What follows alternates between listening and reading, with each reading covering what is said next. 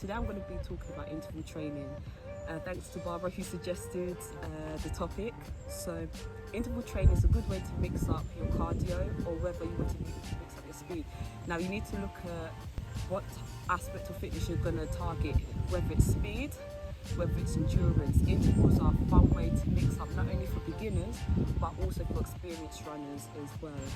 Now if we're looking at long distance, building up your endurance, you could use interval training as a way to break down a longer distance you want to conquer. So if you're looking to conquer like a 5k run, you could do intervals of maybe 1 kilometer followed by a 5-minute break. Now when we're looking at breaks, the intensity levels, we need to be looking at how hard you're working. The harder you're working, the longer rest time you use. Also we need to talk about and think about the energy systems as well. So if you're looking to conquer a 5 kilometer run, if you're going to run 1 kilometer, maybe let's say at 60 to 70% effort level, then you might want to have a 3-minute, 5-minute rest in between.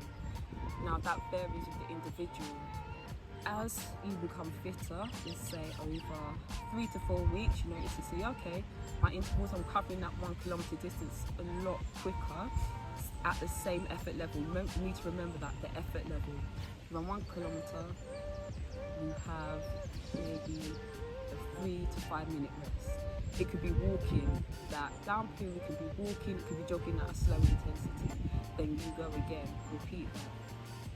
Now, if you're looking at shorter timed intervals to build up the speed endurance, then that works a little bit differently. So what I used to do 1 minute work followed by 1 minute rest.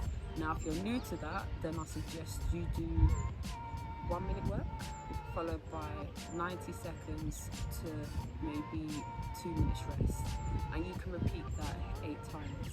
So when you're working with interval training, there are some variables you can change. So you can either change the distance you run. So if you're saying you're running 1 kilometer, you can change that into 1.5, possibly a week or 2 weeks after, and then you can change it to 3 kilometers. So that will be a way to vary it. I'm just using a 5k run as an example here to build up your fitness. The next variable you can change is the rest period. So you can either decrease the rest time or decrease the running time or your active recovery. Now the main thing with intervals is that you need to pace it.